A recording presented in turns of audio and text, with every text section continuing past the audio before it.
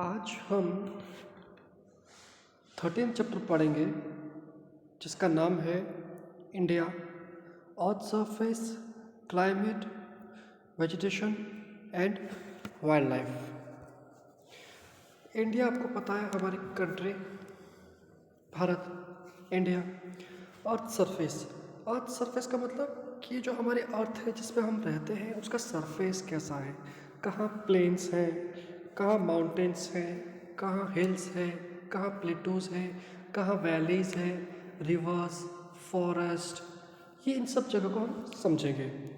Climate मतलब ये जो हम दिन में टेम्परेचर महसूस करते हैं, रात में जो हम टेम्परेचर महसूस करते हैं। इस वक्त ठंडे का मौसम चल रहा है, दिन रात दोनों ठंडे रहते हैं, लेकिन रात के कंपेयर में दिन में क्योंकि सूरज निकलता है थोड़ी सी गर्मी मिलती है। सुबह ज़्यादा ठंड होती है, दोपहर को थोड़ी सी ठंड कम हो जाती है कंपेरेटिवली, शाम को फिर ठंड होती है। गर्मियों में हमको बहुत गर्मी लगती है, बरसात होती है। ये सारी चीज़ें क्लाइमेट में आएगी। वेजिटेशन में forest, plants, trees, vegetables, fruits, flowers, ये सब चीज़ें वेजिटेशन में आ जाएंगी। और वाइल्ड लाइफ जो कि हमारे एनिमल्स हैं, पेट एनिमल्स, वाइल्ड एनिमल्स, इसमें हम वाइल्ड लाइफ की बात करेंगे। तो इस चैप्टर में हम हमारे इंडिया को इन पॉइंट्स के ऊपर जो कि earth surface, climate, vegetation, wild life है, इसको समझेंगे। India is a country of vast geographical area. Geographically India country जो है बहुत बड़ी है एरिया में। At the same time it has geographical diversity, और साथ के साथ इसमें बहुत सारी जियोग्राफिकल डाइवर्सिटी भी है। डाइवर्सिटी मतलब डिफरेंसेस, जियोग्राफिकल डाइवर्सिटी मतलब ये जो अर्थ के ऊपर हमें अलग अलग तरीके के फीचर्स देखने को मिलते हैं। Mountains, plains, valleys, forest, rivers, sea, ये सब चीज़ें की बात कर रहे हैं। इंडिया की बात करें कंट्री में, दिस डाइवर्सिटी अमेजेस अस, और ये जो डाइवर्सिटी हमें बहुत अचंभित करती है। The high peaks of Himalayas mountain range in the north are snow covered throughout the year.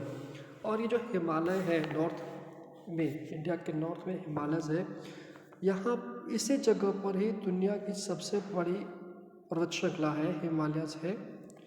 और यहाँ पे रेंज भी चलते हैं कंटिन्यूसली 400 किलोमीटर के आसपास एक माउंटेन चलता आ रहा है। और ये माउंटेन जो है सबसे ऊपर जो है, ये हमेशा 12 महीने स्नो से, बर्फ से ढकी रहती है। The bay of Bengal is in the east, Arabian sea is in the west and the Indian ocean lies in the south of India. अब इंडिया के नॉर्थ में तो हिमालयस है जो हमने देखा, बे ऑफ बंगाल जो है वो इंडिया के ईस्ट में है, अरेबियन सी इंडिया के वेस्ट में है, और इंडियन ओशन इंडिया के साउथ में पड़ता है। The area of India is 32.8 lakh square kilometre, और इंडिया का जो एरिया है, अर्थ सरफेस जो है इंडिया का, उसका जो एरिया है वो 32 lakh square kilometre. It is estimated to be 3214 kilometer from Kashmir in the north and to Kanyakumari, मतलब जम्मू कश्मीर से लेके, कश्मीर से लेके कन्याकुमारी तक की जो दूरी है वो 3214 किलोमीटर है। And it extends 2933 kilometre from Arunachal in the east to Kutch in Gujarat in the west. और जो दूरी है अरुणाचल प्रदेश से लेके गुजरात का, ईस्ट से लेके वेस्ट तक की, वो दूरी है 2933 किलोमीटर्स, जो कि अरुणाचल प्रदेश से कच्छ गुजरात तक की दूरी है, दोनों का end point. Different land forms such as long sea coast, high mountain ranges, river plains, the plateaus and the islands away from the shore are seen here। अब इस इंडिया में हम देख सकते हैं कि बहुत बड़े हाई माउंटेन्स है, लॉन्ग सी कोस्ट है, जो हमारा देश का जो निचला निचला भाग है साउथ जो है वो जो हमने अभी पढ़ा कि वेस्ट में बे ऑफ बंगाल है, ईस्ट में अरेबियन सी है, साउथ में इंडियन ओशन है। तो ये एशिया जो है वो इंडिया की बाउंड्री के साथ टच कर रहे हैं। तो ये लॉन्ग ये सी कोस्ट है, दरिया किनारा, और सब मिलाकर एक लंबा सी कोस्ट बनता है। रिवर प्लेन्स है, प्लेटूज है, आइलैंड्स है। आइलैंड मतलब एक धरती का ऐसा टुकड़ा, ज़मीन का ऐसा टुकड़ा जो चारों ओर पानी से घिरा हुआ है। तो हम इंडिया से दूर इंडिया के पार्ट को आइलैंड के रूप में भी हम देख सकते हैं। The diversity of cultures and languages along with the climate and flora attracts us. अब हमारे कंट्री में जो कल्चर को लेकर, लैंग्वेजेस को लेके और क्लाइमेट और वेजिटेशन को लेके जो डाइवर्सिटीज़ है, जो डिफरेंसेस हैं, उसको हम वो चीज़ हमें बहुत अट्रैक्ट करती है। डाइवर्सिटी इज सीन और customs and traditions also. This diversity and the feeling of one country give us a unique identity. और हमको हमारे कस्टम्स और ट्रेडिशंस में भी डाइवर्सिटी देखने को मिलती है। इतनी सारी डाइवर्सिटीज़ होने के बावजूद भी हम सब एक हैं, और ये एक होना हमारी अपनी अलग पहचान बनाती है।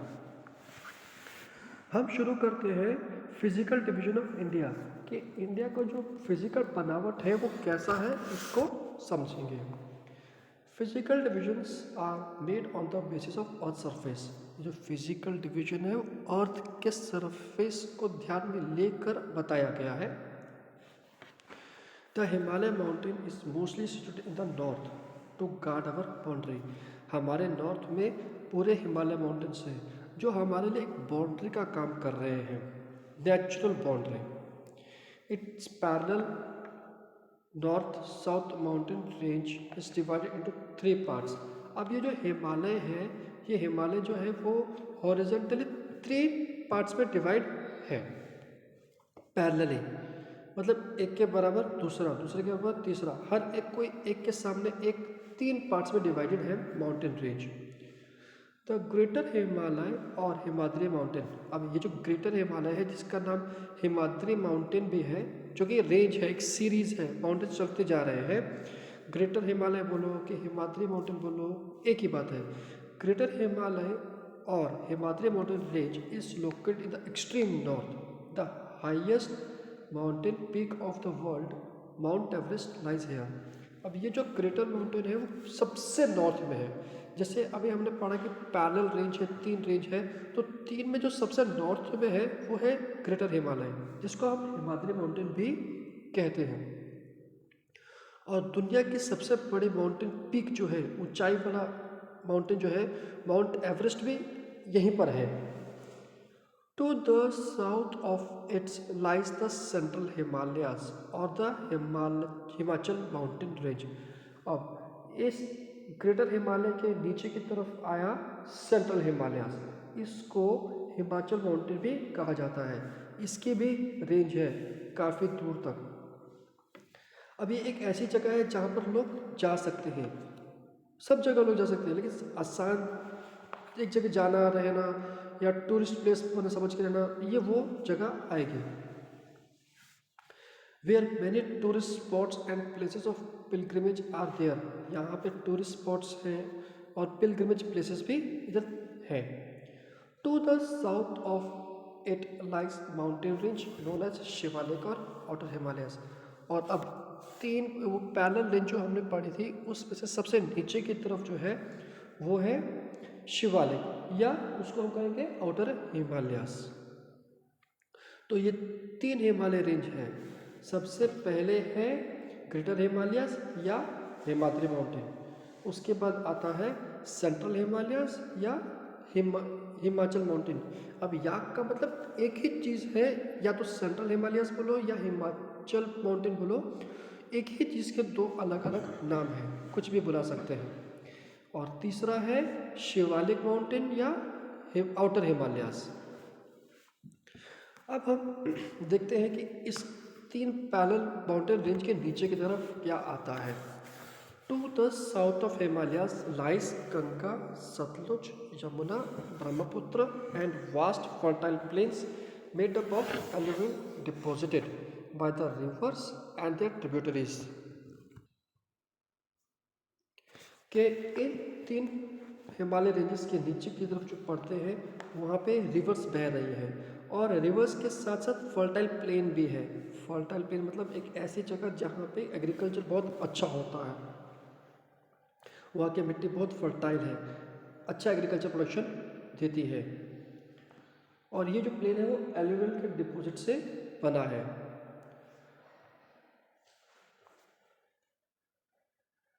और ये एल्यूवियल डिपॉजिट्स हिमालय से जो पानी आ रहा है वो रिवर्स के साथ जो चीज़ें बह के आती हैं वो यहाँ पे जो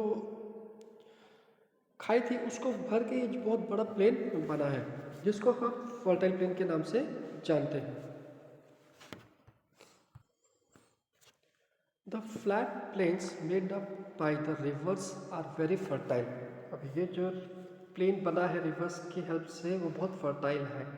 high density of population is seen over there due to more agriculture production. अब क्योंकि यहाँ का जो प्लेन है, यहाँ की जो मिट्टी है बहुत फर्टाइल है, इसी वजह से यहाँ इस एरिया में रहने वाले जो पॉपुलेशन है वो बहुत ज़्यादा है। To the west of India lies great Thar desert. अब इंडिया के वेस्ट में बहुत बड़ा थार डेजर्ट है। It experiences more heat and less rainfall. और यहाँ पे बहुत ज़्यादा गर्मी एक्सपीरियंस की जाती है और यहाँ जो बारिश है वो भी कम होती है। Sometimes it does not rain for 3-4 years continuously. और ये जगह ऐसी है कि कई बार ऐसा भी होता है कि 3 से 4 साल एक साथ लगातार बारिश वहाँ पर होती ही नहीं है। Very less vegetation is seen in this area. अब क्योंकि यहाँ बारिश नहीं होती है, क्योंकि पानी नहीं है यहाँ पर, इसीलिए यहाँ पे वेजिटेशन भी नहीं हो पाता है। To the south of northern plains there is an inverted triangular plateau of south. अब नॉर्दर्न प्लेन्स के भी साउथ में नीचे की तरफ यहाँ पर जो हमारा इंडिया है वो ट्रायंगल के शेप में एक लैंड है जो कि हमारा साउथ इंडिया कहलाता है। The land surface of that area is uneven. और यहाँ का जो लैंड सरफेस है वो अनइवन है। अनइवन मतलब कहीं ऊंची कहीं नीची है। Some parts of it are higher while some parts of it are of less height. कि मतलब जहाँ पे जो जगह ऊंचाई है वहाँ पे लैंड ऊंचे की तरफ है और नीचे है जो नीचे है वहाँ की हाइट लेस है। There are many mountain ranges and hilly regions in this area. अब जैसा हमने यहाँ पे देखा कि कई जगह जो लैंड पार्ट है वो हायर है, तो माउंटेन रेंज भी वो इस चीज़ में हेल्प कर देते हैं। क्योंकि हम समझ सकते हैं कि माउंटेन है तो फिर वहाँ का लैंड पूरा लैंड माउंटेन की तरह नहीं होगा, लेकिन लैंड है तो मतलब माउंटेन है तो मतलब लैंड का जो एरिया वो हाई हो सकता है। There is Aravalli mountain range to the northwest region of this area, which is the most ancient mountain range of the world. अब दुनिया के सबसे पुराने माउंटेन रेंज में से एक माउंटेन रेंज जिसका नाम अरावली माउंटेन रेंज है वो नॉर्थ वेस्ट डायरेक्शन में पड़ती है। अब ये जो अरावली रेंज है ये गुजरात और राजस्थान के बीच में पड़ता है Aravalli range. Vindhya and Satpura mountain ranges are located to the south of it. अब इस अरावली रेंज के साउथ में नीचे की तरफ विंध्या और सतपुरा माउंटेन रेंजेस भी है। Narmada and Tapi rivers flow here from east to west and meet the Arabian Sea along after flowing through the Vindhya and Satpura mountain ranges। अब यहाँ पे दो रिवर्स है जिसका नाम है नर्मदा और तापी। ये ईस्ट से होते हुए वेस्ट की तरफ बहते हुए विंध्या और सतपुरा माउंटेन रेंज को क्रॉस करते हुए आकर अरेबियन सी में मिल जाते हैं जो कि हमारे वेस्ट साइड में है। Eastern Ghat is situated to the east of Southern Plateau and western Ghat is sit in the west side of southern Plato.